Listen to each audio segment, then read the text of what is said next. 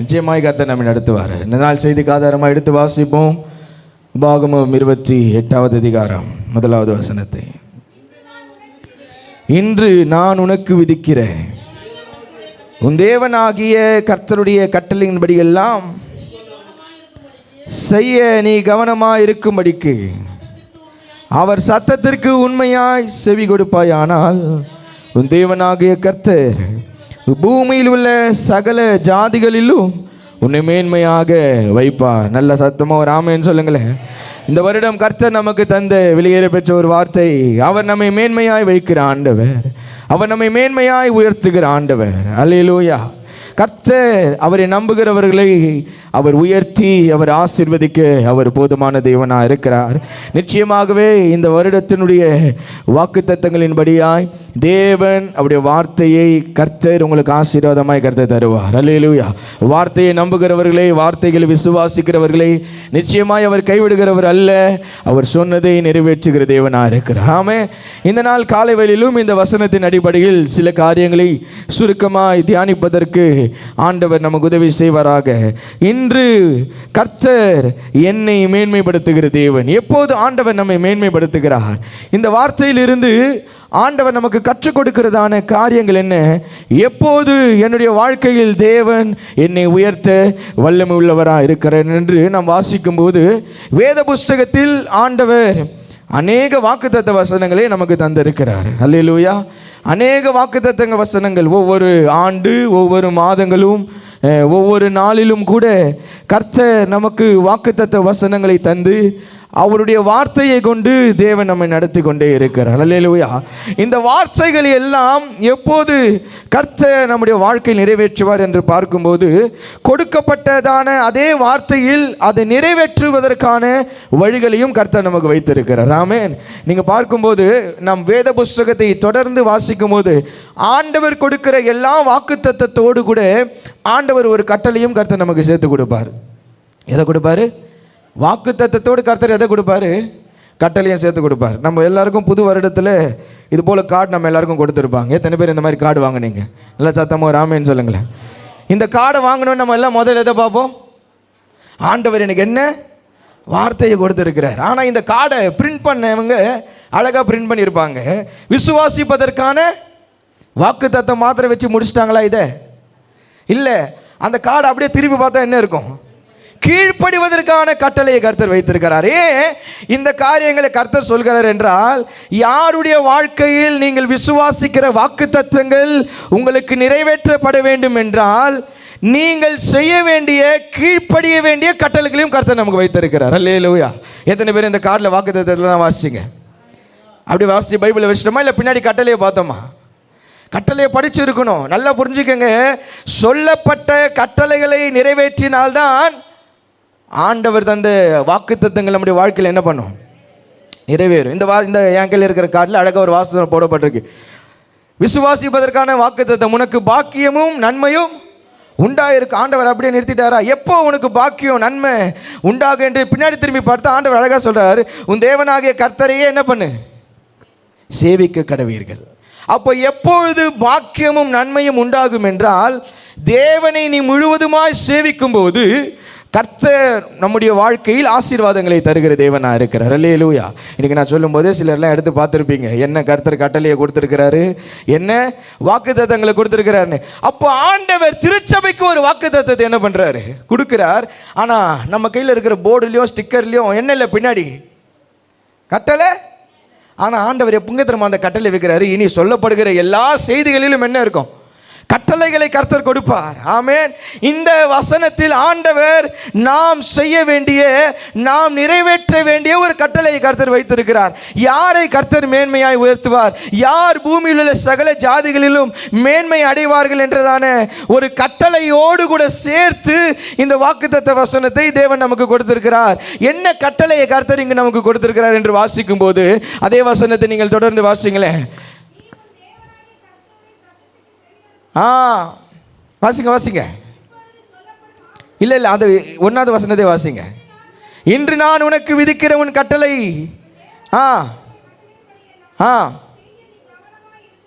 கவனமாக இருக்கும்படிக்கு போதுமானது. யாரை கர்த்தர் மேன்மையாய் வைப்பார்? இந்த வாக்குத்தத்தத்தில் ஆண்டவர் இன்று நமக்கு சொல்லி தருகிற கட்டளை, the command the God has given for us, அவருடைய சத்தத்திற்கு உண்மையாய் செவி கொடுப்பாயானால். இந்த வசனத்தை நீங்கள் நல்லா கவனிச்சிங்கன்னா, அவருடைய சத்தத்திற்கு செவி கொடுப்பாயானால் அப்படின்னு சொன்னாலே என்ன முடிஞ்சிருது? அந்த வசனத்தில் ஒரு அர்த்தம் நமக்கு கிடைக்குது. நீங்கள் நல்லா வாசிச்சுக்கும் போது, அவருடைய சத்தத்திற்கு செவி கொடுப்பாயானால் பூமியில் உள்ள சகல ஜாதிகளிலும் நான் உன்னை என்னை யாரா மாற்றுவேன்? மேன்மையாய் மாற்றுவேன். அதே நமக்கு ஒரு நல்ல ஒரு ஃப்ரேஸ் கிடைக்குது, நல்ல ஒரு சென்டென்ஸ் நமக்கு கிடைக்குது. ஆனால் ஆண்டவர் இந்த இடத்துல இன்னொரு வார்த்தையை நாம் உணரும்படிக்கு, நாம் உற்று நோக்கும்படிக்கு ஒரு வார்த்தையை கர்த்தர் வைக்கிறார். உண்மையாய் செவி கொடுத்தால். அல்லேலூயா. நல்ல சத்தமோ ராமேன்னு சொல்லுங்களேன். அப்போ கர்த்தர் யாரை மேன்மைப்படுத்துகிறார் என்றால், யாருடைய வாழ்வு உயர்த்தப்படும், யாருடைய வாழ்வு மேன்மை அடையும் என்று சொன்னால், தேவன் நமக்கு கொடுக்கிற எல்லா வார்த்தையையும் செவி சாய்க்கிறவர்களுக்கு, தேவ சத்தத்திற்கு உண்மையாய் செவி சாய்த்து, தேவன் என்னிடத்தில் எவைகளை பேசுகிறாரோ, தேவன் என்னிடத்தில் எவைகளை கற்றுக் கொடுக்கிறாரோ, தேவன் நான் செய்யும்படியாய் எவைகளை எனக்கு கட்டளையாய் வைக்கிறாரோ, அதன்படி செய்கிறவர்களை தேவன் மேன்மையாய் வைப்பேன் என்று இந்த வார்த்தையில் அழகாய் நமக்கு ஒரு கட்டளையும் கர்த்தர் சேர்த்து கொடுக்கிறார். அல்லேலூயா. இந்த வருடத்தில் மேன்மையாய் வைப்பார். வேறு ஆண்டவரே என்ன நீங்க மேன்மையா வைப்பேன்னு சொல்லிட்டீங்களே, ஆனா நான் இன்னும் எங்க தான் இருக்கேன், தாழ்மையில இருக்கிறேன்னு அப்படின்னு சொல்லி என்ன கேட்கக்கூடாது. ஆண்டவர் கிட்ட கேள்வி கேட்கக்கூடாது. திருப்பி ஆண்டவர் ஒரு கேள்வி கேட்பார். அம்மா மேன்மையா வைப்பேன் நான் சொன்னேன், ஆனா நான் அந்த வார்த்தைக்கு முன்னாடி இன்னொரு வார்த்தையை சொன்னேன், எனக்கு உண்மையாய் செவி கொடுத்தாய் ஆனால் தான் நான் உன்னை மேன்மைப்படுத்துவேன் என்று சொன்னீரே. திரும்பி அவர் நம்ம கிட்ட ஒரு கேட்பாரு, நான் வார்த்தைக்கு நீ உண்மையாய் செவிய சாட்சியா? ஆமே. அமைதி ஆயிட்டீங்களே. தோத்திரம். இன்னைக்கு நமக்கு எது பெருசா வந்துட்டு தெரியுமா? ஐயோ ஆண்டவர் வாக்குத்தத்தத்தை கொடுத்துட்டார், அதை நிறைவேற்ற வல்லவர். அவர் பொய் சொல்ல, சத்தமா சொல்லுங்க, பொய் சொல்ல மனம் மாற. நான் இந்த வசனத்தை அப்படியே கொஞ்சம் யோசித்தேன். ஆண்டவர் பைபிளில் நிறைய மனுஷனுக்கு எக்ஸாம்பிளாக நிறைய சொல்கிறார். மனுஷனுக்கு பலன் கொடுப்போன்னா ஆண்டவர் யாரை ஓமையாக வைக்கிறாரு சொல்லுங்க? காண்டாமிருகத்துக்கு ஒத்த இருக்கா இல்லையா? இருக்கு. புறாவை எதுக்கு ஆண்டவர் ஒப்புமையாக வைக்கிறாரு? கபடற்றவர்களாக இருங்க. பாம்பையும் ஆண்டவர் சர்பத்தையும் என்ன பண்ணுறாரு? எக்ஸாம்பிளாக வைக்க. எதுக்கு வைக்கிறாரு?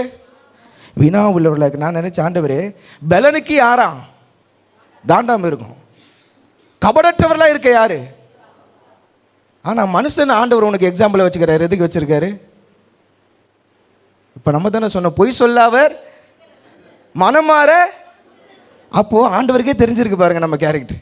தோத்துறோம். நான் யோசிச்சு என்ன ஆண்டவரே பலனுக்கு யாரு?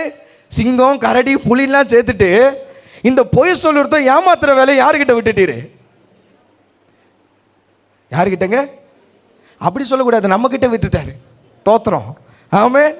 அப்போ ஆண்டவருக்கு தெரிஞ்சிருக்கு, நான் பொய் சொல்லுவதற்கு யார் இல்லை, அந்த பூமியில் இருக்கிற மனுஷன் மாதிரி இல்லை.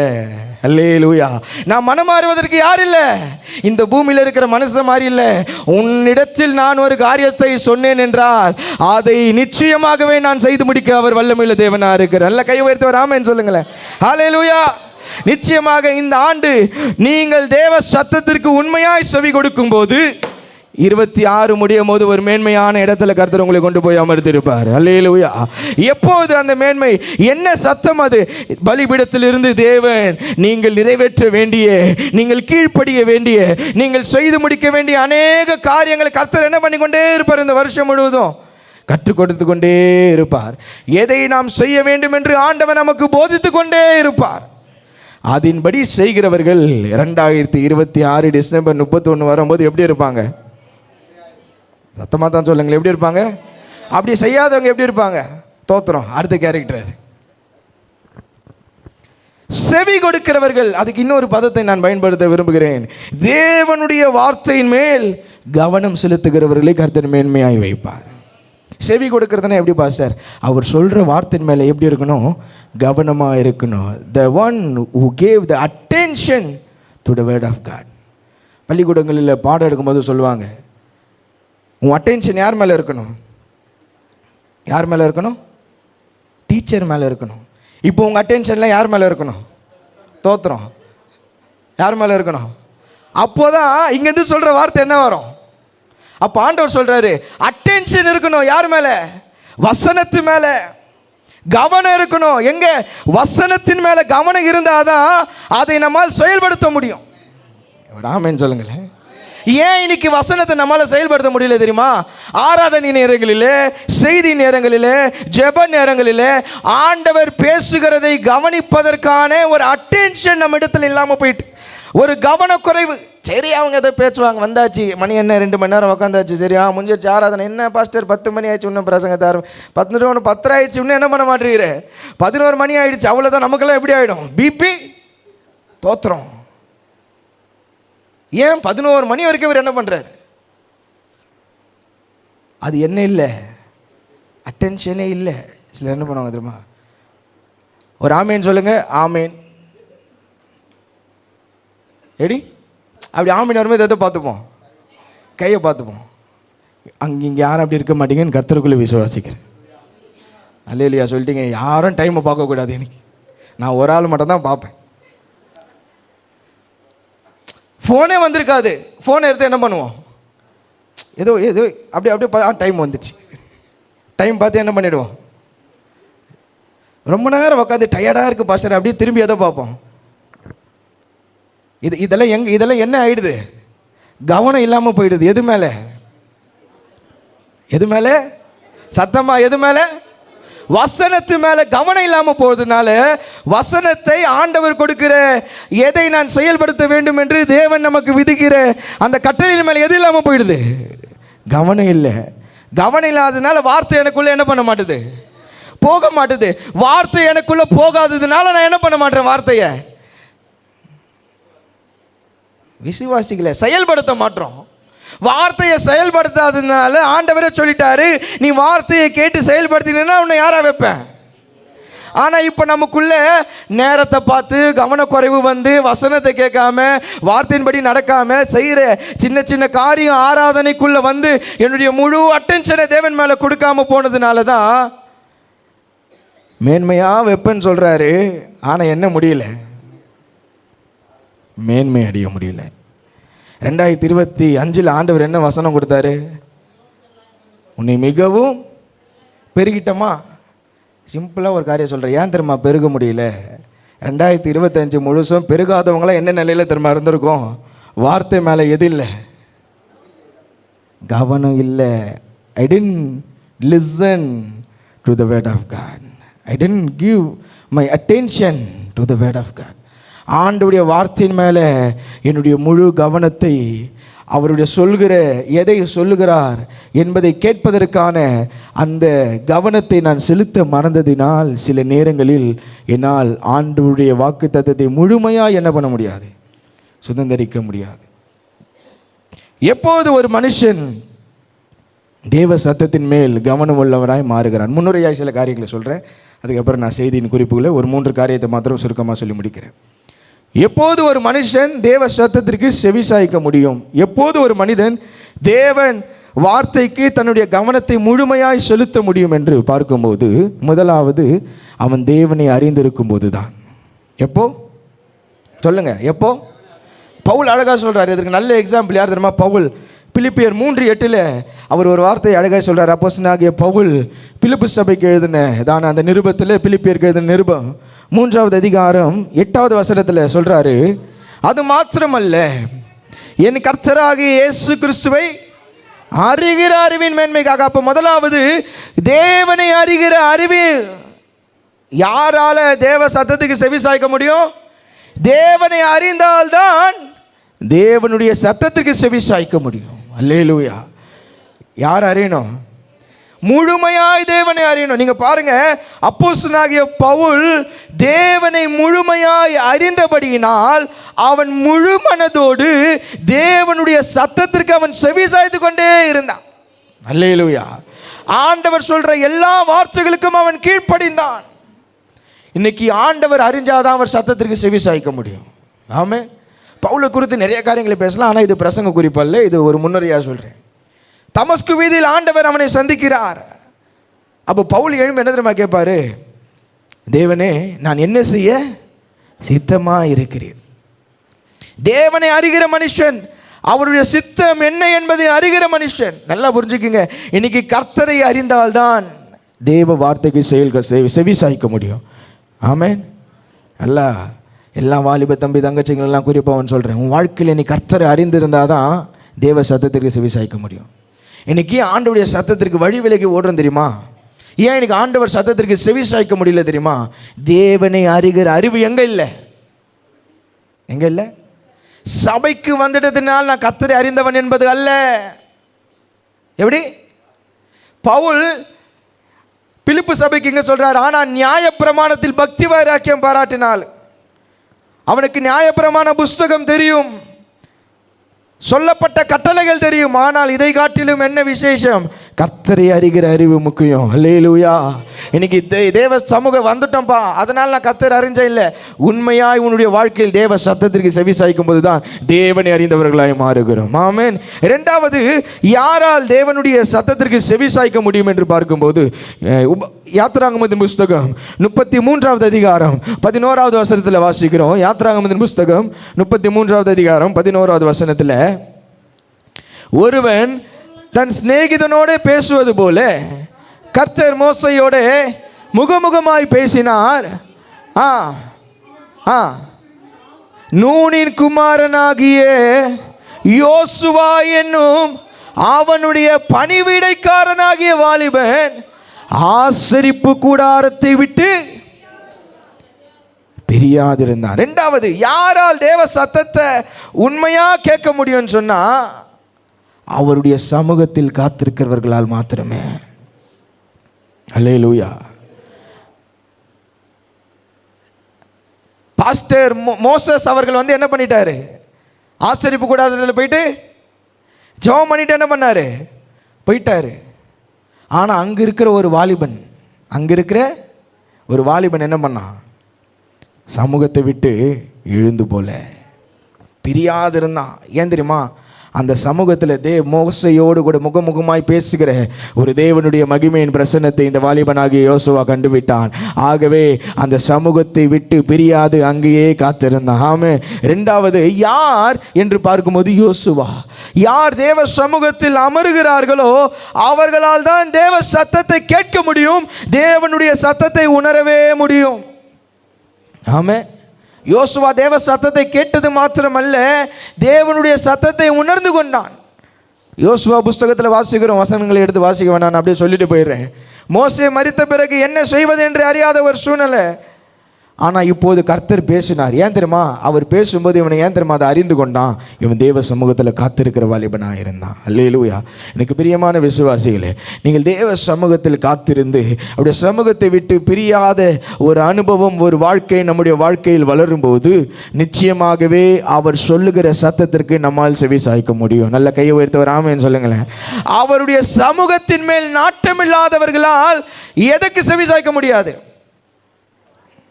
எதுக்கு? தேவ வசனத்திற்கு என்ன பண்ண முடியாது? தேவ வசனத்துக்கு என்னால் என்ன கொடுக்க முடியாது? கவனத்தை செலுத்த முடியாது. அப்போ நல்லா புரிஞ்சுக்கிங்க, வார்த்தை எவ்வளவு அழகாக கர்த்தர் சொல்றாரு பாருங்க. இந்த கவனத்தையும் இந்த செவி சாய்க்குதலும் இல்லாமல் போனால் என்னால் மேன்மை அடைய முடியாது. யோசுவா மேன்மை அடைஞ்சாரா? யோசுவா உயர்த்தப்பட்டாரா? அடுத்த ஸ்தானத்திற்கு தலைவனாய் மோசேக்கு பிறகு கர்த்தர் யோசுவாவை தான் உயர்த்தினார். ஒரு வாலிபர்கள் எல்லாம் புரிஞ்சுக்கங்க, நீ தேவ சமூகத்தில் காத்திருக்க உன் வாழ்க்கையில் ஒரு உயர்வு வந்துட்டே இருக்கும். அல்லேலூயா, அல்லேலூயா. எப்போ சர்ச்சை முடியும்? என் ஆத்துமாவே கர்த்தரை சொல்லுங்களேன். யாரும் ஏஞ்சி போயிடாதீங்க, தோத்திரம். எப்படி?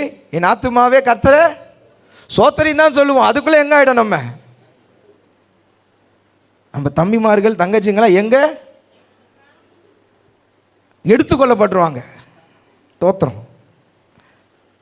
நீ தேவ சமூகத்தை விட்டு பிரியாமல் இருந்து பாரு. எப்படி? தேவ சமூகத்தை விட்டு பிரியாமல் இருந்து பாரு. பாருங்களேன், உலகத்தில் பாருங்களேன், இதே ஆட்களை வேலை முடிப்பாங்க. வேலை முடிச்சுட்டு வரும்போது எங்கே போவாங்க?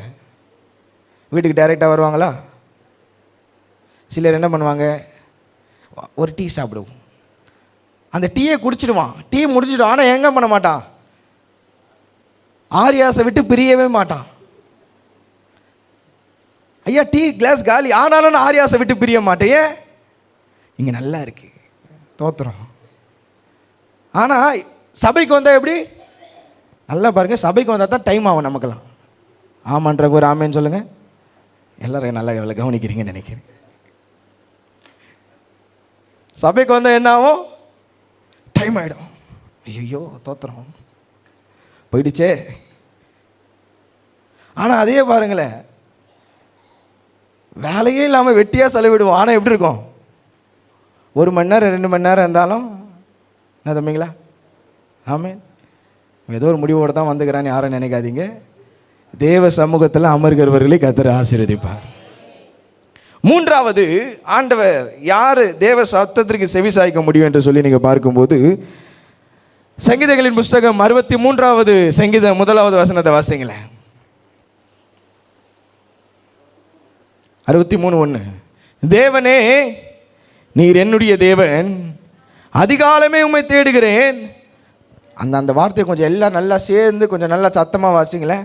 வறண்டதும் வாசிங்க தம்பிங்களா, நல்லா வாசிங்க, நல்லா சத்தமாக. வறண்டதும், இன்னும் கொஞ்சம் சத்தமாக. வறண்டதும் தண்ணீரற்றதுமான நிலத்தில். எங்க தாகமாக இருக்கான் தாவீதுக்கு?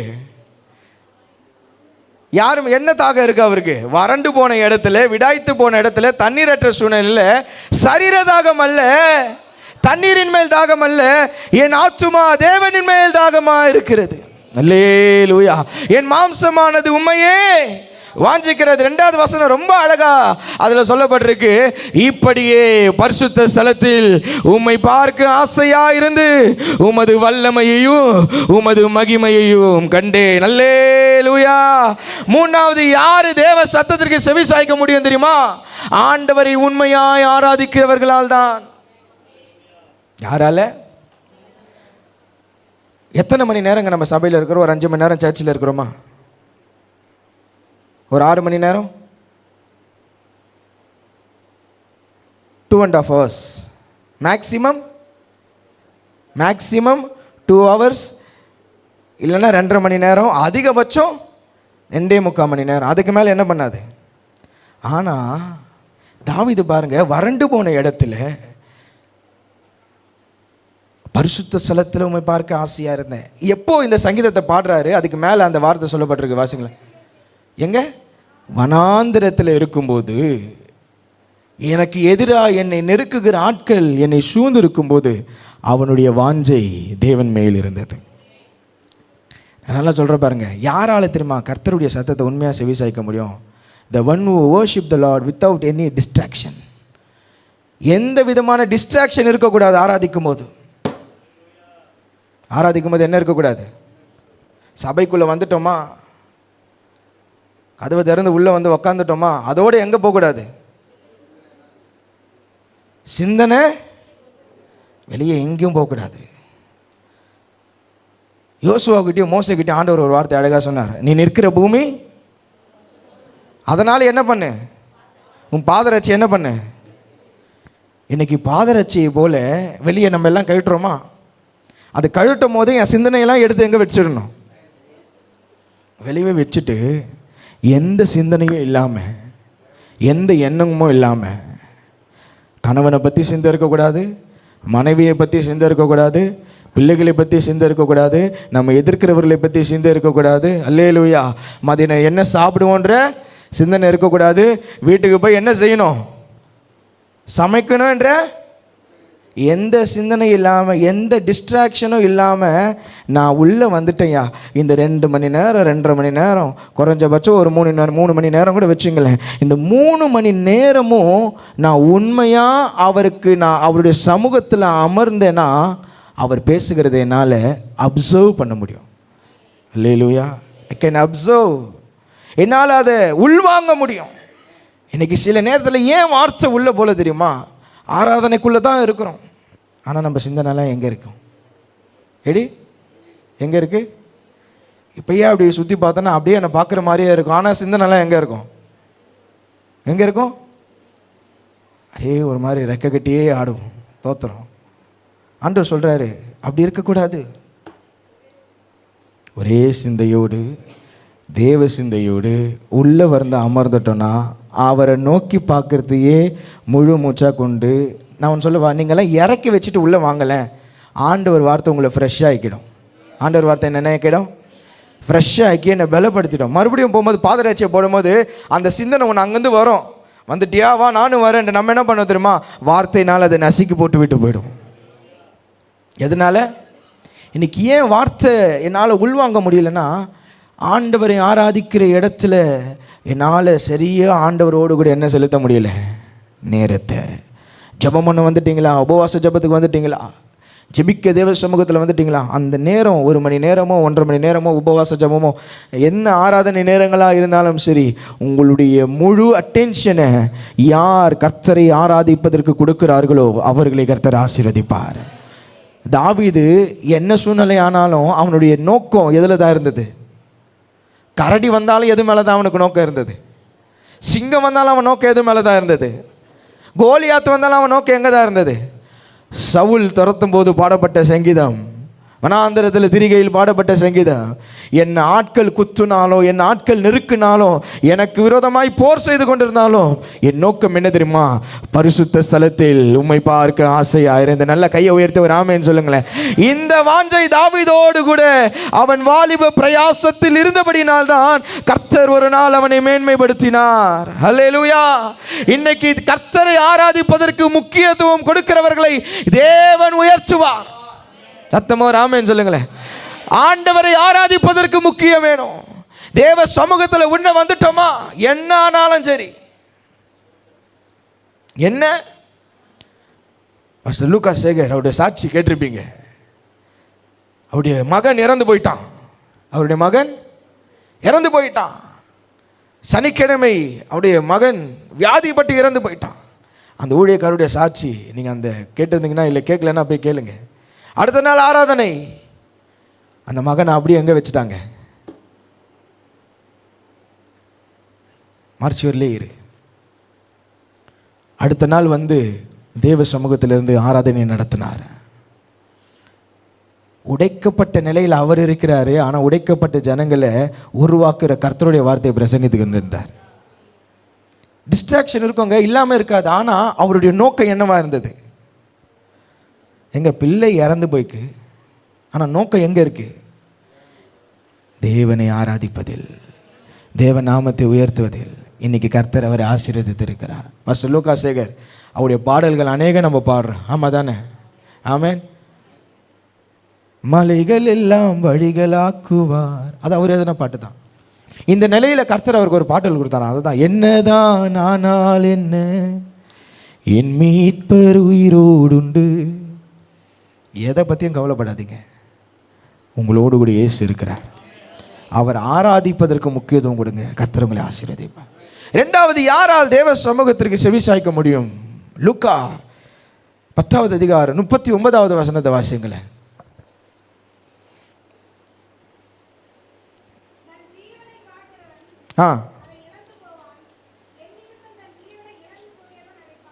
இல்லை 10:39, லூக்கா 10:39. அவளுக்கு மரியாள் எனப்பட்ட ஒரு சகோதரி இருந்தால், நான்காவது, யாருடைய சத்தத்தில் தேவனுடைய வார்த்தை போகும் என்றால் அவருடைய வார்த்தையின் மேல் தாகம் உள்ளவர்களுக்கு. அல்லேலூயா. அவருடைய வார்த்தையின் மேலே என்ன வேணுமா? தாகம் இருக்கணும். முதலாவது சொன்னேன், யாரால் தேவ சத்தத்தை அறிந்து கொள்ள முடியும்? முதலாவது என்ன சொன்னேன்? தேவனை அறிந்தவர்களால்.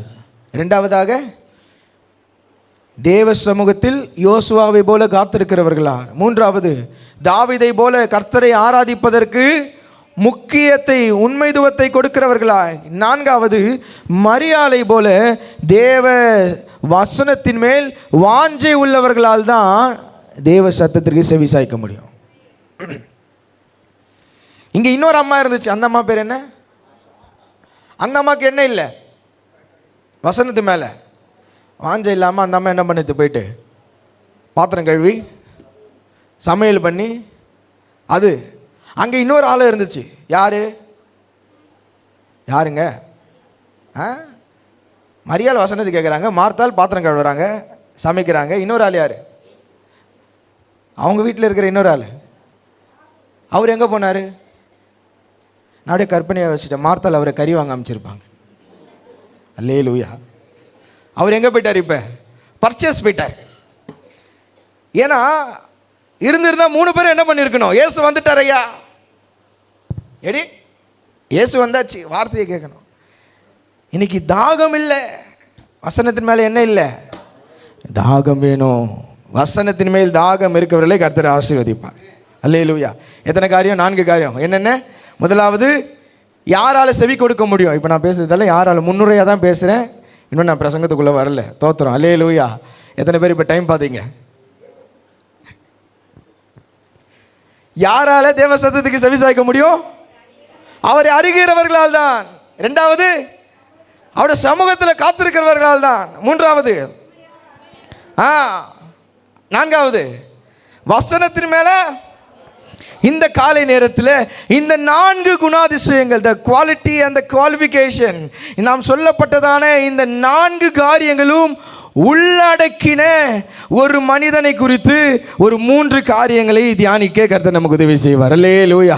இந்த தேவனுடைய சத்தத்திற்கு உண்மையாய் செவி கொடுத்தவர், தேவனுடைய வசனத்தின் மேல் தாகமாக இருந்தவர், தேவனை ஆராதிப்பதற்கு என்னதான் வேலை இருந்தாலும் அவரை ஆராதிப்பதற்கு நேரத்தை ஒதுக்கி அதில் தன்னுடைய கவனத்தை முழுவதுமாய் செலுத்தவர், தேவனை அறிகிற அறிவின் வாசனைக்காக தன்னுடைய வாழ்க்கையை கொடுத்த நம்முடைய இரட்சகராகிய இயேசு கிறிஸ்துவை குறித்து ஒரு 3 காரியங்களை இந்த காலை நேரத்தில் அறிந்து கொள்வதற்கு கர்த்தர் நமக்கு உதவி செய்வாராக. அல்லேலூயா.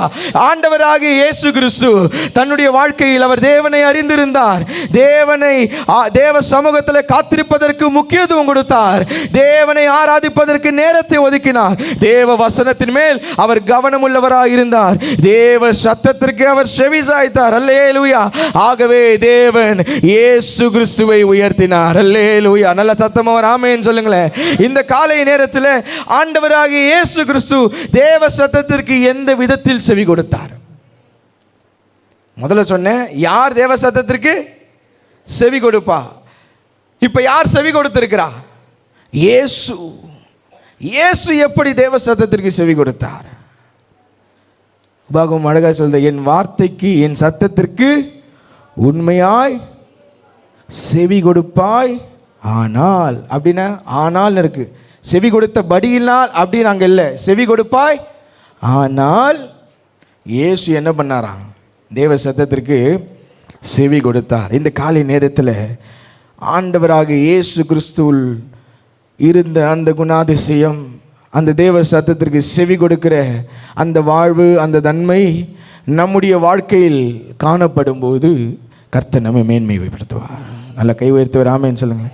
கர்த்தர் நம்மை மேன்மைப்படுத்துவார். முதலாவது ஒரு 3 காரியங்கள் சுருக்கமாய். ஆண்டவர் இயேசு எப்படி தேவ சத்தத்திற்கு அவர் செவி சாய்த்தார்? வாசிங்க, பிலிப்பியருக்கு எழுதின நிருபம் 2வது அதிகாரம் 8வது வசனத்தை வாசிப்போமாக.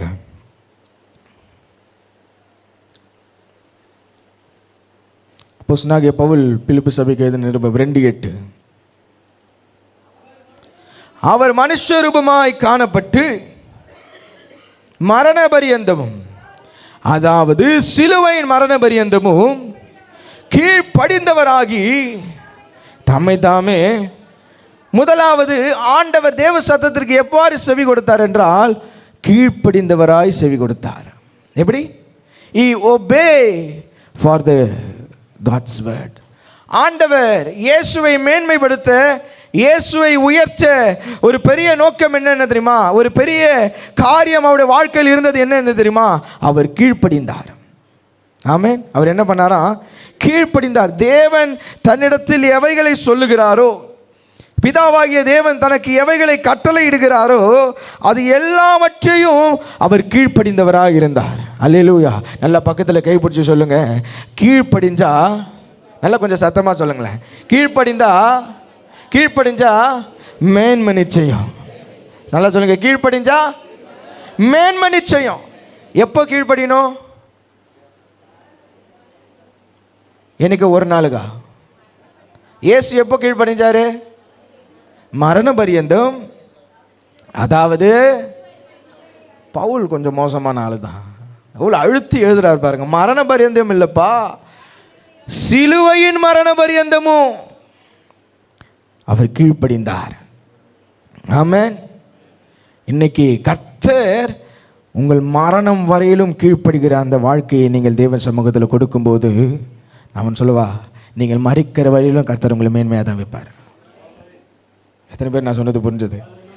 நான் மறிக்கிற வரையிலும் கர்த்தருக்கு கீழ்ப்படிந்தேன், ஆனால் தேவன் நான் மறிக்கிற வரையிலும் என்னை மேன்மைப்படுத்தி வைப்பார். வாழ்க்கையில் கீழ்ப்படிதல் அவசியம். பிதா என்ன சொன்னாரோ அதை தான் இயேசு செய்தார். பிதா அவனுடைய வார்த்தைக்கு மீறி இயேசு என்ன செய்யலை? ஒரு காரியத்தையும் செய்யலை. நல்லா பாடுங்க. எனக்கு வேத வசனங்களை கொஞ்சம் நல்லா நிறுத்தி நிதானமாக நீங்கள் வாசித்து தியானிக்கும் போது யோவான் 2ஆம் அதிகாரத்தில் 4வது வசனம், ஆண்டவர் மரியாள் இடத்துல ஒரு வார்த்தை சொல்வார். என்ன தெரியுமா? என் வேலை இன்னும் வரவில்லை. அவர் ஒபே பண்ணுறாருங்க. ஜீசஸ் என்ன பண்ணுறாரு? இயேசு கீழ்ப்படுகிறாரு. 30 வயது கிட்டத்தட்ட அவருக்கு. இப்போ எத்தனை வயது? ஏன்னா இது இயேசு செய்த முதலாவது அற்புதம். கிட்டத்தட்ட அவருக்கு என்ன வயது? 30 வயதை கடந்துட்டார். நல்லா பாருங்கள். இந்த 30 வயதை கடந்தாலும் அவர் தேவ சத்தத்திற்கு கீழ்ப்படிஞ்சு கொண்டே இருந்தார். இன்னைக்கு உலகத்தில் ஒரு வார்த்தை சொல்லுவோம், முளைச்சி 3 இலையோ 4 இலையோ 4.75 இலையோ தோத்திரம், இலையே வரல, ஆனால் என்ன போயிட்டு? கீழ்ப்படிதல் போயிட்டு.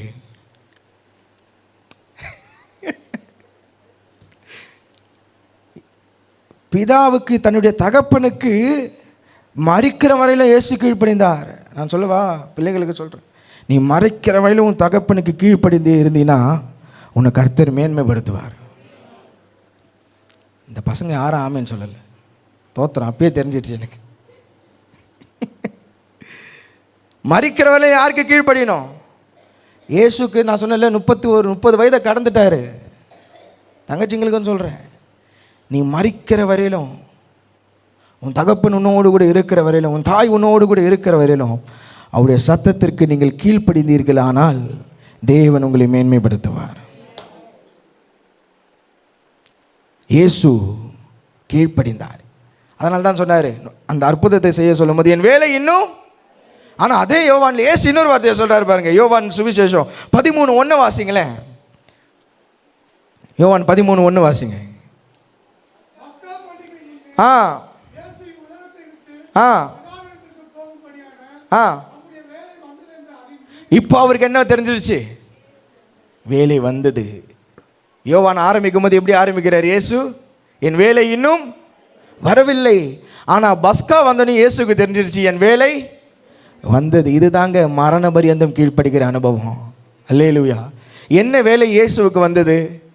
அவர் மரிக்க வேண்டும். அவர் பஸ்கா ஆட்டுக்குட்டியாய் மாற வேண்டும். ஆமென். இப்போ இயேசுக்கு என்ன வயசு? 33 வச்சுக்கோங்க. ஆனாலும் பிதாவுக்கு என்ன பண்ணார்? கீழ்ப்படிந்தார். சோத்திரம். இன்னைக்கு 10ஆம் கிளாஸை தாண்டலை. எப்படி? 10ஆம் கிளாஸை என்ன போயிட்டு யாருக்கு?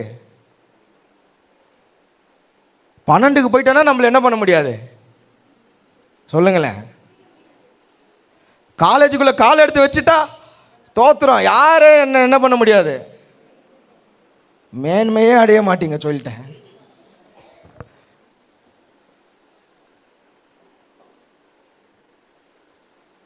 இயேசு மரண பரியந்தம் ஆண்டவருக்கு கீழ்ப்படிந்தார். தன்னுடைய பிதாவுக்கு கீழ்ப்படிந்தார். தன்னுடைய தகப்பனுக்கு கீழ்ப்படிந்தார். ஆண்டவர் அவர் சொல்லுகிற எல்லா வார்த்தைக்கு கீழ்ப்படிந்தார். ஆமென். எப்படி கீழ்ப்படிந்தார்? நல்லா சொல்லுங்க. நல்லா பக்கத்தில் பிடிச்ச சொல்லுங்களேன், கீழ்ப்படி, அதுவே உனக்கு மேல்படி. தோத்திரம். நம்பிங்களா? பார்ப்போம். இன்னைக்கு ஏன் உயர முடியல தெரியுமா? வாலிப பிரயாசங்களில் இன்னும் ஏன் போராட்டத்திலே இருக்கிறோம் தெரியுமா? வாலிப பிள்ளைங்கள் சில நேரங்களில் ஆண்டவருக்கு கீழ்ப்படியாத குணாதிசயம். கையில் பைபிளை தூக்கி என்ன பண்ணுவான்? பைபிளை தூக்கிட்டு அப்படியே சர்ச்சுக்கு வருவோம். அப்படியே சர்ச்சுக்கு வருவோம். ஆனால் வசனத்துக்கு கீழ்ப்படுகிறோமா? இது எல்லாருக்கும் பொதுவாக. நீங்கள் ஒன்றும் நினச்சிக்காதீங்க, இன்றைக்கி பாஸ்ட் ஏதோ வாலிபர்களுக்கு பேசுகிறாரு. இல்லை, மொத்தமாக தான் சொல்கிறேன். சோத்திரம். எல்லாருக்கிட்டே பைபிள் இருக்கா? கை தூக்கி கேட்டுங்க. அல்லேலூயா. இங்கே இருக்கிற எல்லா வார்த்தைக்கும் நம்ம கீழ் பண்ணிச்சிட்டோமா? செவியை சாய்ச்சிட்டோமா? என்னது? கொஞ்சம் சத்தமாக ஆமாவா இல்லையா? இன்னும் கொஞ்சம் சத்தமாக சொல்லுங்கள். கேட்கலங்க, எனக்கு கொஞ்சம் காது போயிடுச்சு. கொஞ்சம் சத்தமாக சொல்லுங்களேன். இல்லை கேட்கல, கொஞ்சம் சத்தமாக சொல்லுங்கள். ஆனால் ஆண்டவர் என்ன சொல்கிறாரு? கீழ்ப்படிஞ்சாதான் உன்னை என்ன ஆக்குவேன். இப்போ எத்தனை பேர் சொல்கிறீங்க மேன்மை அடைந்துவேன்? தோத்திரம். கீழ்ப்படிய மாட்டோம் பாஸ்டர், ஆனால் நான் யார் ஆகிடணும்? இது என்னங்க இது? ஐஸ் பாய் ஆட்டத்தை விட மேலான ஆட்டமாக இருக்குது. நான் என்ன பண்ண மாட்டேன்? வசனத்தை கீழ்ப்படிய மாட்டேன், வசனத்தை கேட்க மாட்டேன். நீங்கள் என்ன தான் இன்னைக்கு பிரசங்கம் பண்ணுங்களேன், நான் எப்படி தான் இருப்பேன்? அது யார்? இடிச்ச புள்ளியாரா பிடிச்ச புள்ளியாரா? என்னது? இடிச்ச புலியா? சாரி, புள்ளியார் என்றனா தோத்திரம். யார் இடிச்ச? என்னத்தான் செஞ்சாலும் என்ன ஆகாது அந்த மலை. நாட்டு வெடியே வெடிச்சாலும் வெடியாது. அது எப்படி தான் இருக்கும்? என்னதான் இங்கேருந்து நம்ம இருக்கிற கருக்குள்ள பட்டயத்தை குத்துனாலும் 1ஆம் தேதியே நாங்கள் நிறைய கேட்டுட்டோம். இதெல்லாம் எங்களுக்கு சாதாரணம். போன வருஷமே நாங்கள் நிறைய கேட்டுட்டோம். இதெல்லாம் எங்களுக்கு புரியுதுங்களா? வசனத்தை கீழ்ப்படிய, வார்த்தைக்கு கீழ்ப்படிய மறக்கிறதுனால, அதுக்கு செவி சாய்க்காததுனால இன்னைக்கு தேவனால் நம்ம உயர்த்த முடியலை. நான் சொல்கிறேன், இந்த ஆண்டு ஒரு பொருத்தனையோடு கூட இருங்க. ஆண்டவரே, நீங்கள் என்ன சொன்னாலும் நான் கீழ்ப்படிவேன். சொல்கிறேங்க. நல்லா கையை உயர்த்தி ஆமேன்னு சொல்லுங்கள். வாலிப பிள்ளைகள்லாம் கையை உயர்த்தி வர ஆமேன்னு சொல்லுங்களேன். நல்லா கையை உயர்த்தி நான் சொல்லுறது சொல்லுங்கள். ஏசப்பா.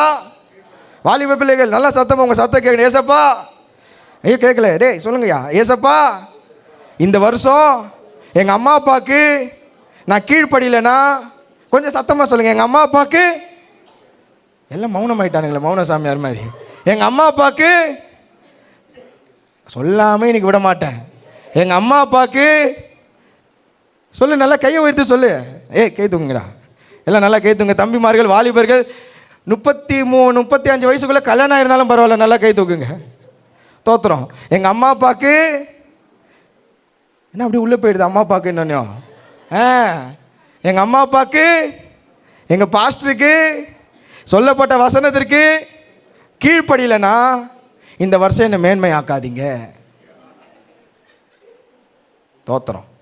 இது யார் டிக்ளேர் பண்ணது? இப்போ நீங்களே நான் சொல்வதெல்லாம் அப்படி நீங்களே என்ன பண்ணிட்டீங்க? எல்லாருக்கிட்ட கோர்ட்டுக்கெல்லாம் போனால் கையில் என்ன வச்சு சத்தியம் கேட்பாங்க. இன்னைக்கு நீங்கள் கையில் என்ன வச்சு தான் இதை சொல்லிக்கிறீங்க. தோத்திரம். நல்லா பார்த்துங்க. மேன்மையா 2026 வரலன்னா சிம்பிள் கான்செப்ட். நீ என்ன பண்ணலை. அடுத்த குறிப்புக்கு விடுவோம். பாவம். இரண்டாவதாக, இயேசு எப்படி தேவ சத்தத்திற்கு செவி சாய்த்தார்? வாசிங்க. யோவானின் சுவிசேஷம் 17வது அதிகாரம் 4வது வசனம். 17:4.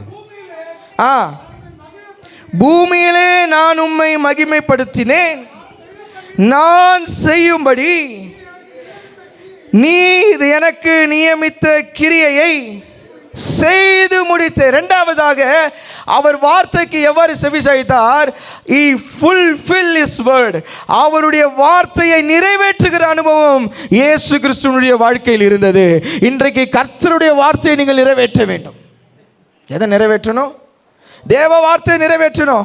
ஆண்டவர் சொல்றாரு, மத்தேயு 5:17 ஒரு வசனம் அழகாய் சொல்லுகிறது. மத்தேயு எழுதின சுவிசேஷ புஸ்தகம் 5வது அதிகாரம் அதனுடைய 17வது வசனத்தை ஒருவர் சத்தம் உயர்த்தி வாசிக்கலாமே.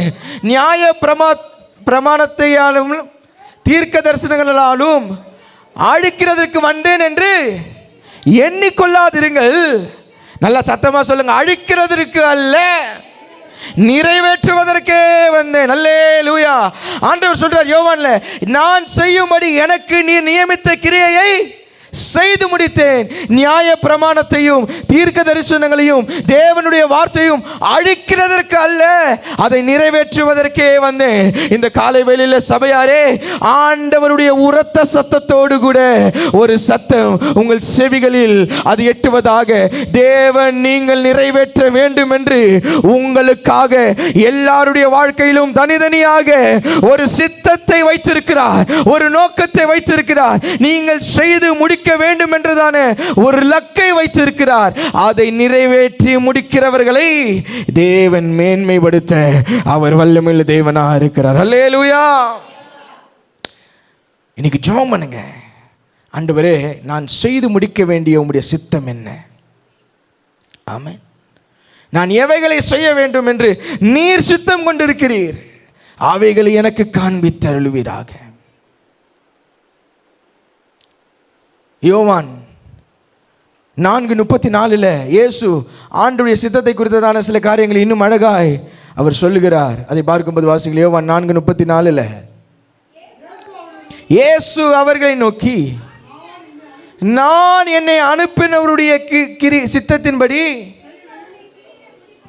செய்து அவருடைய கிரியை முடிப்பதே. யோவான்ல என்ன சொன்னார்? 17 நாள்ல கிரியையை செய்து முடித்துட்டேன். ஆனால் அதுக்கு முன்னாடி என்ன சொல்றார்? அவர் கிரியையை செய்கிறது என் வாழ்க்கையில் என்னவா இருக்கான்? போஜனமா இருக்கு. என் சாப்பாடே என்னதான்? உம்முடைய சித்தத்தை செய்யணும், உம்முடைய விருப்பம் என் வாழ்க்கையில் நிறைவேறணும். இன்னைக்கு அந்த விதத்தில் நீங்கள் வாழணுங்க. இயேசு அவருடைய சத்தத்திற்கு எவ்விதமா செவி கொடுத்தார்? மரிக்கிற வேளையிலும் தேவன் எவைகளை செய்ய வேண்டும் என்று ஆண்டவர் இயேசுவுக்கு நியமித்து வைத்திருந்தாரோ அவர் சொன்ன எல்லாவற்றையும் அவர் செய்து முடிக்கிறவராயிருந்தார். அல்லேலூயா. இந்த காலை நேரத்தில் நான் ஏற்கனவே சொன்னது போல தான் உங்கள் எல்லாருடைய வாழ்க்கையிலும் தனித்தனியாய் தேவன் ஒரு நோக்கத்தை வைத்திருக்கிறார். நோக்கம் இல்லாமல் உலகத்தில் ஒரு மனிதனும் பிறக்கவில்லை. வித்தவுட் த பர்பஸ், நோக்கம் இல்லாமல் யாரும் எங்கே வரல. நம்ம நோக்கம் என்ன? இன்றைக்கி நம்ம ஆண்டவர் நோக்கத்தை நிறைவேற்றி கொண்டு இருக்கிறோமா, இல்லை நம்ம விருப்பத்தை நிறைவேற்றணுமா? தேவ நோக்கத்தை நிறைவேற்றணும். ஒரு ஜெபம் பண்ணுவோமா? கண்ணை மூடி ஒரு நிமிஷம் வலதுகை உயர்த்தி கேளுங்கள். ஆண்டவரே, இந்த உலகத்தில் என்னை அனுப்பினதான நோக்கம் என்ன என்பதை நான் அறிந்து கொள்ள எனக்கு உதவி செய்யுங்க. எனக்கு உதவி செய்யுங்கப்பா. இயேசு பிதாவினுடைய சித்தத்தை, நோக்கத்தை நிறைவேற்றினார். இன்றைக்கு நானும் அதே போல் நீர் இந்த உலகத்தில் நான் வாழ்கிற வரையிலும், நான் மரிக்கிற வரையிலும் தேவன் எனக்கு வைத்திருக்கிற நோக்கத்தை நிறைவேற்றுகிற மகனாய் மகளாய் கர்த்தர் என்னை மாற்றுகிறாக. இயேசுவின் நாமத்தில் பிதாவே, ஆமென். முதலாவது, அப்படி சத்தத்திற்கு உண்மையாய் இயேசு செவி கொடுத்தார். எப்படி? கீழ்ப்படிந்தார். ரெண்டாவது, உண்மையாய் செவி கொடுத்தார். எப்படி தெரியுமா? நிறைவேற்றினார். எங்கள் உண்மையாக செவி கொடுத்தா தான் கீழ்ப்படிதல் வரும். எப்படி? உண்மையாக செவி கொடுத்தா தான் என்ன வருமா? கீழ்ப்படியலைன்னா அவன் நம்ம சத்தத்திற்கு என்ன எப்படி செவி கொடுக்கல? உண்மையாக செவி கொடுக்கல. அவங்க எப்படி தெரியுமா செவி கொடுத்துருக்குறாங்க? இந்த காதில் வாங்கி. அப்படி இருந்தால் என்ன வராது? செய்ய முடியாது. உண்மையாக செவி கொடுத்தா செய்து முடிப்போம். அல்லேலூயா. எனக்கு எங்கள் எல்லார் மேலும் ஆண்டவர் ஒரு நோக்கம் வச்சிருக்கிறார். ஆரம்பத்திலே அந்த வார்த்தையை நான் மறுபடியும் எடுத்து சொல்கிறேன். நோக்கம் இல்லாமல் நாம் இந்த மண்ணில் பிறக்கவில்லை. மரிப்பதற்குள்ளாக. எப்படி? மரிப்பதற்குள்ளாக. இன்ப இயேசு ராஜாவை நான் அது அங்கே போய் பார்த்தால் போதும்னு என்ன பண்ணோம்? இங்கே அதே நோக்கமாக வச்சுன்னு இருக்கக்கூடாது. அங்கே போய் பார்த்துக்கலாம். ஆனால் எப்போ தெரியுமா பார்ப்போம்? இங்கே அவர் ஒரு நோக்கம் வச்சுருப்பார். அந்த நோக்கத்தை என்ன பண்ணணும்? நிறைவேற்றி இருக்கணும். மூன்றாவதாக, லூக்கா எழுதின சுவிசேஷம். கடைசியாக சில காரியங்களை இதில் தியானித்து நம்ம முடிப்போம். லூக்கா எழுதின சுவிசேஷம் 22வது அதிகாரம் 42வது வசனம். 22:42. லூக்கா 22:42. உமக்கு சித்தமானால்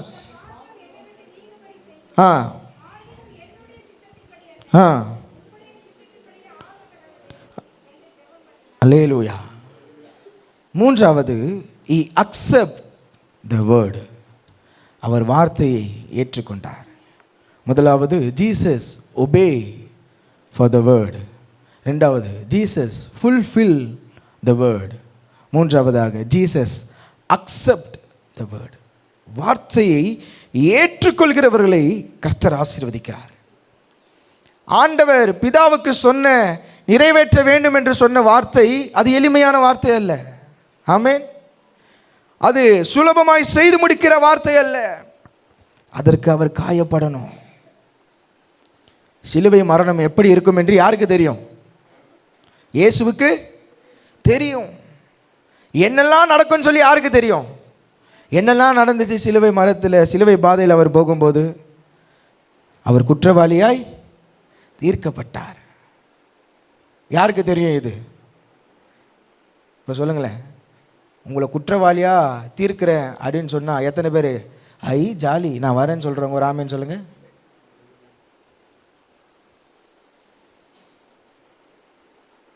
ரெண்டாவது, சிலுவையின் பாதையில் அவருக்கு என்ன நடந்தது? அவரை அடித்தார்கள். நிலம் உழப்பட்டது போல அவருடைய சரீரம் உழப்பட்டிருந்தது. எத்தனை பேர் ஆண்டவர் சொல்லிட்டார் நான் அடி வாங்க, ரைட்டு தோத்திரம் ஓட்டுற ஆண்டவர் இருக்குமா? அவர் முகத்தில் உமிழ்ந்தார்கள். அவர் முகத்தில் என்ன பண்ணாங்களாம்? நம்ம ஸ்லாங்கில் சொன்னோன்னா நீங்கள் எல்லாம் சொன்னீங்களே அது மாதிரி தான். அவர் முகத்தில் எச்சி என்ன பண்ணுறான்? துப்புறான். இவருக்கு தெரியும் இதெல்லாம் எங்கே நடக்கும்ன்ட்டு.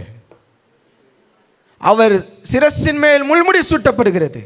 இது இயேசுவுக்கு என்ன தெரியும்? தெரியும். ஒரு வார்த்தை அழகாக சொன்னாங்க, அழகும் இல்லை விரும்பத்தக்க ரூபம் இது இருக்குன்னு சொல்லி யாருக்கு தெரியும்? இயேசுவுக்கு தெரியும். சிலுவையில் ஆணிகளால் அடிப்பார்கள் என்று யாருக்கு தெரியும்? இயேசுவுக்கு தெரியும். விழாவில் ஈட்டினால் குத்தப்படுவார் என்று யாருக்கு தெரியும்? இதெல்லாம் சுலபமான வழியா?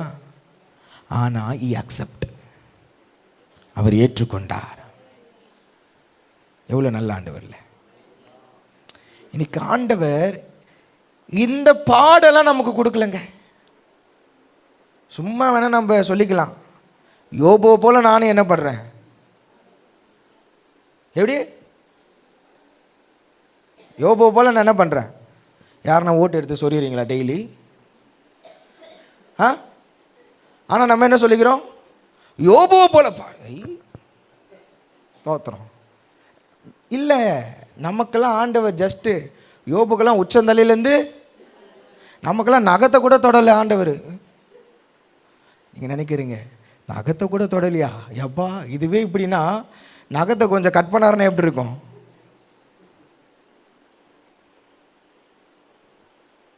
இயேசுவுக்கு எல்லாம் தெரியுங்க. பிதா தன்னிடத்தில் என்ன சொல்லுகிறார் என்று இயேசுவுக்கு தெரியும். எதை செய்ய சொல்றார் என்று இயேசுவுக்கு தெரியும். ஆனால் அதை அவர் ஒரு நாளும் மறுதலிக்கலை, அதை அவர் ஒரு நாளும் தட்டி கழிக்கலை. அதை நிறைவேற்றி கொண்டே இருந்தார். அல்லேலூயா. இன்றைக்கு சில நேரத்தில் இப்போதான் வர செய்தியில் தேவ வார்த்தை நம்ம விரும்புகிறபடி வராது. எப்படி வராதா? எப்படி வராது? இன்றைக்கி எல்லாம் ரொம்ப ஆசையாக வந்திருப்பீங்க. இன்றைக்கி சர்ச்சுக்கு போகிறோம், என்ன கேட்கலாம்? ஆசீர்வாதமாக போவோம். நானும் நம்ம இங்கேருந்து என்ன கொடுக்குறோம்? ஆசீர்வாதம் இல்லை, எதை கொடுக்குறோம்? கட்டளையை கொடுக்குறோம், கீழ்ப்படின்றோம். இந்த தம்பிமார்கள்லாம் என் மேலே கொலவெறியிலே இருப்பானுங்க. இப்போ தோத்துறோம்.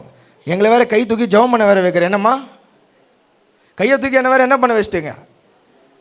அவன் ஆசீர்வாதம் ஆகணும்னா அவனுக்கு முதல் எண்ணமே யார் மேலே தான் வரும்? அதுவும் வருஷம் தொடங்கி 2வது வாரமே வந்து சில நேரத்தில் வார்த்தை எப்படி வராது தெரியுமா? விரும்பினபடி வராது, எச்சரிப்போடு வரும். எப்படி வரும்? கண்டிப்போடு வரும். எப்படி வருமா? எச்சரிப்போடு வரும். வேற எப்படி வரும்? அடுத்தது எப்படி தெரியுமா வரும்? அது வேதம் அழகாய் சொல்லுது. ஐயா எனக்கு 2 கேட்குது.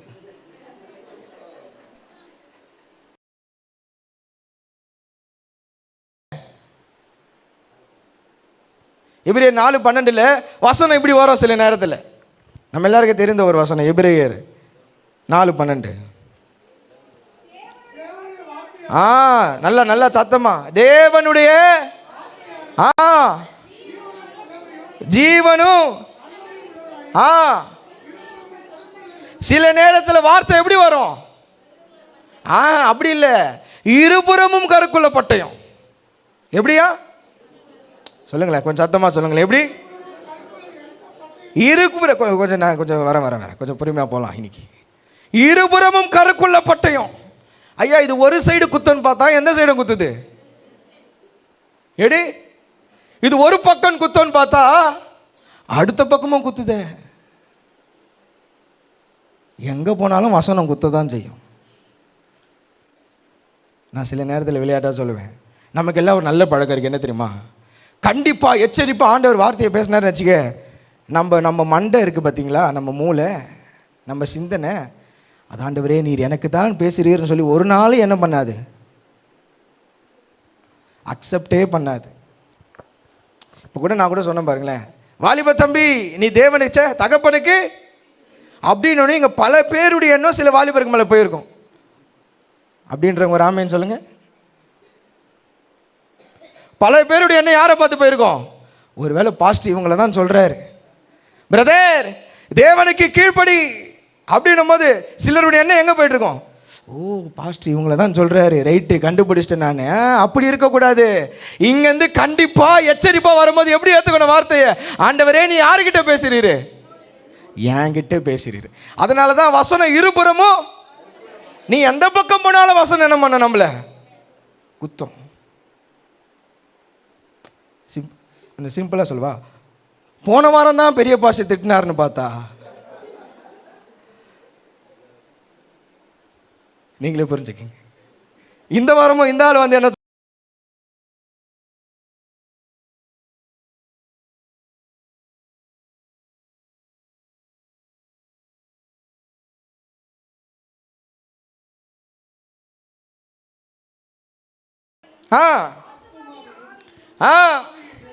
எங்க குத்துது இந்த வார்த்தை?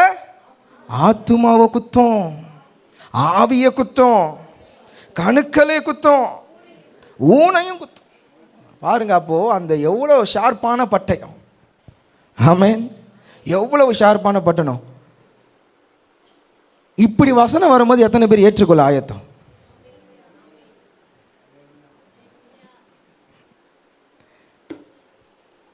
அடுத்த வார்த்தை இன்னும் அழகா சொல், இருதயத்தின்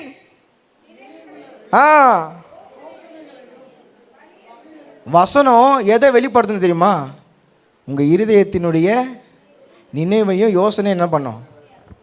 சில நேரத்தில் பலிபீடத்தில் இருந்து பேசும்போது சிலர் சொல்லுவாங்க, என் இருதயத்தில் நினைச்சதெல்லாம் நீங்க என்ன பண்ணீங்க பாஸ்டர் சொல்லுங்களேன். இப்போ சில பேரண்ட்ஸ் நினைச்சிருப்பீங்க, என் இருதயத்தில் இருக்கிற பாரமே, உங்க இருதயத்தில் இருக்கிற பாரத்தை நான் பேசலைங்க, வசனம் தான் பேசுச்சு. ஒரு ஆமேன்னு சொல்லுங்களேன். இருதயத்தின் நினைவை எது அறிந்திருக்கு? உன் இருதயத்தில் என்ன இருக்குன்னு சொல்லி ஆண்டவருடைய வசனத்திற்கு தெரியும். அல்லேலூயா. ஆகவே தான் ஒவ்வொரு ஆராதனை நேரத்தில் வரும்போது என் இருதயத்தில் உள்ள கேள்விகளுக்கெல்லாம் கர்த்தர் பதிலை தருகிறார். இந்த விதத்தில் குத்தும் போதும் யார் வசனத்தை ஏற்றுக்கொள்கிறார்களோ அவர்கள் தான் மேன்மை அடைவார்கள். இன்னைக்கு நம்ம எப்படி ஆயிட்டோம்? பிரதர் சிஸ்டர் இன்னைக்கு நீங்கள் ஆசீர்வாதமாக இருப்பீங்க. ஒரு அல்லேலூயா சொல்லுங்களேன். இன்னைக்கு கர்த்தர் உங்களை வாளாக்காமல் தலையாக்கிடுவார். ஒரு ஆமேன். கர்த்தர் நீ கையிட்டு செய்கிற எல்லா வேலைகளும் ஆசீர்வதிப்பார். ஒரு ஆமேன் சொல்லுங்களேன். உன் மாப்பி செய்கிற தொட்டி ஆசீர்வாதமாக இருக்கு. ஒரு ஆமேன் சொல்லுங்களேன். வாலிப தம்பி எல்லாரும் ஒரு ராயல் என்ஃபீல்டு வாங்கிட்டு ஒரு ஆமேன் சொல்றா. இப்படி சொன்னா எப்படி இருக்கு நமக்குலாம்? ஆஹா, இன்னைக்கு ஆராதனை எப்படி தெரியுமா இருந்தது? குதூகலம் கொண்டாட்டமே. எடி குதூகலம் கொண்டாட்டமே என் இயேசுவின். இப்படி பேசினா எப்படி இருக்கும்? எங்கள் பாஸ்டரை போல் யாரும் இல்லை, ஒரு ஆளே இல்லை. நாங்கள் அப்படி வரும்போதெல்லாம் எங்களை என்ன பண்ணுவார்? அப்படியே நீ மேலேயே தான்ப்பா இருப்ப, நீ பறந்துட்டே இருப்ப, நீ எங்கே ஆக மாட்ட, லேண்டே ஆக மாட்டேன்னு சொல்லி நம்மளை அப்படியே தூக்குவார். இப்போ நம்மளை மாதிரி கேஸ்லாம் வந்துட்டுனா எப்படி ஆகிடும்? என் இதயம் யாருக்கு தெரியும், என் வேதனை யாருக்கு புரியும். நீங்கள் எல்லாம் என்னை திட்ட ஆரம்பிச்சிடுவீங்க. இந்த ஆளுக்கு என் வேதனை தெரியுமா, என் இருதயம் பாரம் தெரியுமா? இந்த பேர் எனக்கு தெரியாது, அதை நானும் அக்செப்ட் பண்ணுறேன். ஆனால் யாருக்கு தெரியும்? அல்லேலூயா. கர்த்தர் உறுத்துகிறது போல, தேவன் உணர்த்துகிறது போல ஆண்டவருடைய வார்த்தை உங்களுக்கு நேராய் வரும்போது அதை ஏற்றுக்கொள்கிறவர்களை தேவன் ஆசீர்வதிப்பார். நான் சொல்லவா, தேவனுடைய வசனத்தை ஆசீர்வாதத்திற்கு மாத்திரம் தேடாதீங்க. நல்ல பக்கத்தில் கை பிடிச்சி கொஞ்சம் அவங்களுக்கு கேட்குற மாதிரி கொஞ்சம் சத்தமாக சொல்லுங்களேன். தேவ வசனத்தை ஆசீர்வாதத்திற்கு மாத்திரம் தேடாதீங்க. மறுபடியும் சொல்லுங்கள், தேவ வசனத்தை ஆசீர்வாதத்திற்கு மாத்திரம் தேடாதீங்க. தாவீதுன்னு ஒருத்தர் பைபிளில் இருக்காரு. நான் சொல்கிறபடி சொல்ல, தாவீதுன்னு ஒருத்தர் பைபிளில் இருக்காரு. அந்த வசனத்தை அப்படியே நான் சொல்லும் போதே போட்டுருங்க. 139 சங்கீதத்தில் சொல்லுங்கள் சத்தமாக சொல்லுங்கள், நல்லா கைப்பிடிச்சு சொல்லுங்கள். தாவீது ஒருத்தர் இருக்கிறாரு. அவர் 139 சங்கீதத்தில் 23 வசனத்தில் 24 வசனத்தில் கொஞ்சம் சீக்கிரம் போட்டிங்கன்னா நான் படிச்சிடுவேன். அதை சொல்கிறார், அதுபடி வசனத்தை தேடணும். அது என்ன தெரியுமா? இல்லை சத்தம் கேட்கல, கொஞ்சம் சொல்லுங்கள். அது என்ன தெரியுமா? அப்படியே பார்த்து வாசிங்க. தேவனே, என்னை ஆராய்ந்து என் இருதயத்தை அறிந்து கொள்ளு, என்னை சோதித்து என் சிந்தனைகளை அறிந்து கொள்ளும். அடுத்தது போடுங்க சீக்கிரம். தேவனே, வேதனை உண்டாக்கும் வழி என்னிடத்தில் உண்டோ என்று பார்த்து நித்திய வழியிலே என்னை நடத்தும். இந்த நிலையில நீ வசனத்தை தேடினா நீ ஆசீர்வாதமா இருப்ப. நீ ஆசீர்வாதத்திற்கு மாத்திரம் நீ வசனத்தை தேடினா உன்னால உன் வாழ்க்கையில உயர முடியாது. அல்லேலூயா, ஆமென். இயேசு தேவ வசனத்திற்கு கீழ்ப்படிந்தார், தேவ வசனத்தை நிறைவேற்றினார், தேவ வசனத்தை ஏற்றுக்கொண்டார். ஆண்டவர் தேவனை உயர்த்தினது போல எப்படி கர்த்தர் ஆண்டவர் இயேசுவை உயர்த்தினார்? அப்போஸ்தலனாகிய பவுல் பிலிப்பி சபைக்கு எழுதினதான 2வது அதிகாரம் 9 11 வசனங்கள் முடிய நாம் வாசிக்கும் போது ஆண்டவர் இயேசு கிறிஸ்துவை உயர்த்தின விதத்தை அங்கு வேதம் அழகாய் குறிப்பிடுகிறது. ஆதலால் தேவன் எல்லாவற்றுக்கும் மேலாக அவரை உயர்த்தி இயேசுவின் நாமத்தில் வானோர் பூதலத்தோர் பூமியின் கீழானோருடைய முழங்கால்கள் யாவும் முடங்கும்படிக்கு பிதாவாகிய தேவனுக்கு மகிமையாக இயேசு கிறிஸ்து கர்த்தர் என்று நாவுகள் யாவும் அறிக்கை பண்ணும்படிக்கு எல்லா நாமத்திற்கும் மேலான நாமத்தை அவருக்கு தந்தருளி இயேசு கிறிஸ்துவை கர்த்தர் எல்லா ஜாதிகளின் மத்தியிலும் மேன்மைப்படுத்தினது போல நல்ல 2 கரங்களை தலைக்கு மேல தட்டி ஆண்டவரை மகிமைப்படுத்துங்களேன். இந்த காலை நேரத்தில் ஆண்டவருடைய வசனத்திற்கு நீ கீழ்ப்படியும் போது, ஆண்டவர் உன் வாழ்க்கையில் வைத்த சித்தத்தை தேவ வார்த்தையை நீ நிறைவேற்றும் போது, ஆண்டவர் உன்னிடத்தில் எவைகளை பேசுகிறாரோ, சில சமயத்தில் நம்மை எச்சரிக்கும் போது, நம்மை கண்டிக்கும் போது, நம்மை உணர்த்தும் போது, வருகிற தேவ வார்த்தையை ஏற்றுக்கொண்டு அதன்படி நீ செயல்படுத்தும் போது இயேசு கிறிஸ்துவை கர்த்தர் என்று எல்லா நாவுகளும் அறிக்கை பண்ணும்படிக்கு எல்லா நாமத்திற்கும் மேலான நாமத்தை கர்த்தர் இயேசுவுக்கு தந்தது போல அதே தேவன் இன்று உங்களோடு கூட இருக்கிறார். ஒருவன் என் சத்தத்திற்கு உண்மையாய் செவி கொடுப்பானானால் பூமியில் உள்ள சகல ஜாதிகளிலும் உன்னை மேன்மையாக வைப்பேன் என்று சொன்ன ஆண்டவர் இந்த தீர்க்க தரிசனமான வார்த்தையை உன்னை இந்த ஆண்டில் கர்த்தர் மேன்மையாக்குவார். கர்த்தர் உன்னை மேன்மையாக்குவார். இயேசுவை கர்த்தர் மேன்மைப்படுத்தினார், கீழ்ப்படிந்தார். என்ன சூழ்நிலை ஆனாலும் என்ன வயசு வந்தாலும் சரி, என் அப்பா எதை சொல்கிறாரோ செய்வேன்.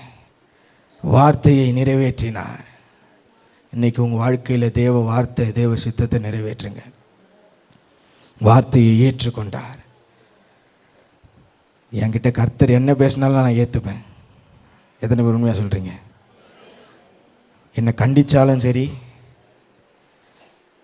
என்னை எச்சரித்தாலும் சரி, என்னை உணர்த்தினாலும் சரி, என்கிட்ட அப்பா வெறும் நீ வாழாகாமல் அப்படின்னு சொன்னால் மாத்திரம் ஆமீன் சோத்திரம் அல்ல, மனம் திரும்புன்னு சொன்னால் நல்ல சத்தமும் ஒரு ஆமீன் வரணும். கீழ்ப்படின்னு சொன்னால் நல்ல சத்தமும் ஒரு ஆமீன் வரணும்.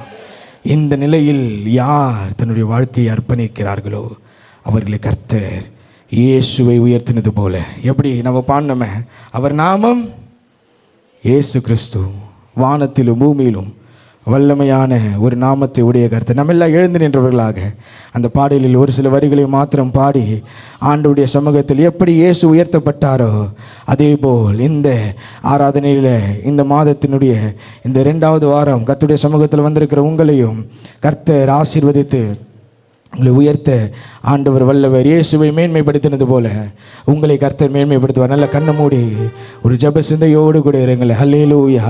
வார்த்தைக்கு கீழ்ப்படியணும், வார்த்தைக்கு கீழ்ப்படியணும், வார்த்தையை நிறைவேற்றணும், வார்த்தையை ஏற்றுக்கொள்ளணும். ஆண்டவரே, நல்ல கை உயர்த்தி அந்த அர்ப்பணிப்போடு சொல்லுங்கள்.